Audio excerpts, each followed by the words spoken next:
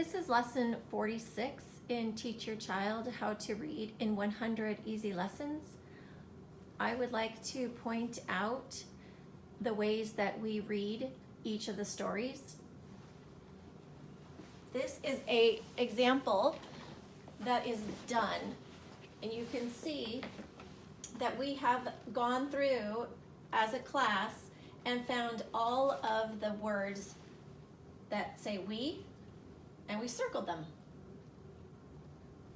Then we went through and found all of the words of. Then I asked the kids, like I also did with we and of, to find the word rocks. And as we went through, I would say, tell me when to stop when you see the word rocks. And the kids say, rocks. Or excuse me, they say stop. That word is rocks. So we circle it. Tell me when we come to another word that says rocks. Stop. Stop. And so on and so forth until we get all the way to the end of the story. You can also see how as we read, I help them by highlighting the sound that we're on to keep their eyes focused on each sound and each word. So you can see we start here and they say this sound, we, say it fast, we.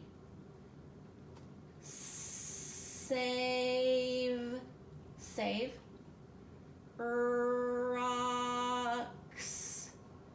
rocks, and then breathe at the period.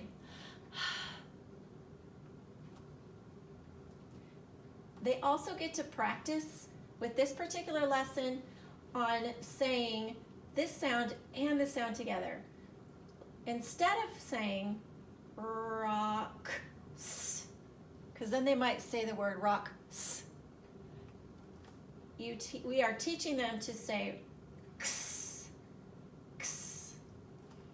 So the word ends up sounding correctly when said fast, rocks. If the child is having trouble with seeing the sounds, even with the highlighting, you can also go like this. So you have just one word showing, like this. Or even one sound showing like this.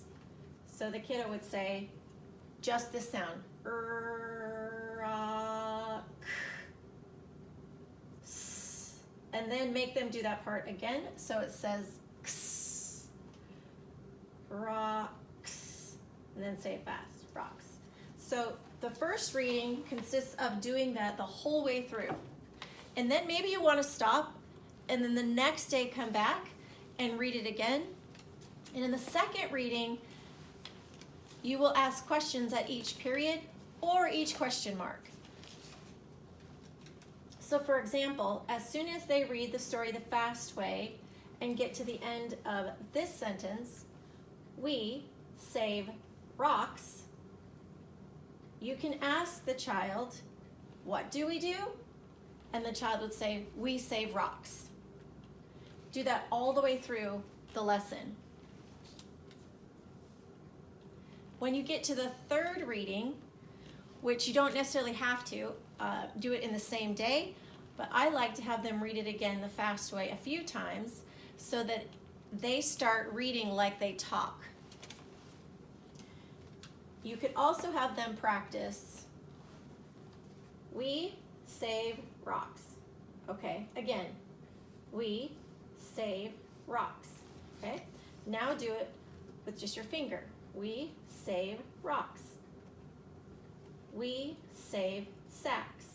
And if they struggle with one word, start over at the beginning of the sentence and have them repeat their reading starting with we save sacks and sacks of rocks. And pretty soon they'll be able to read it pretty quickly and it'll sound like they talk. We save sacks and sacks of rocks. We save lots and lots of rocks. Another thing I have the children do is find the period. That is the end of the sentence. All those words are in the sentence. 1, 2, 3, 4, 5, 6 words in that sentence. Go to the next sentence. Oh, this sentence ends with a period and a squiggly line on top. That is a question mark. We need to raise our voice when we get to the end of the sentence. So when we say rocks, we say rocks, and make it sound kind of funny and really make your voice go up. You can say it the way it would if it was just a period. Can we sit on rocks? And then show the children the difference by using the voice inflection. Can we sit on rocks? And they really like doing that.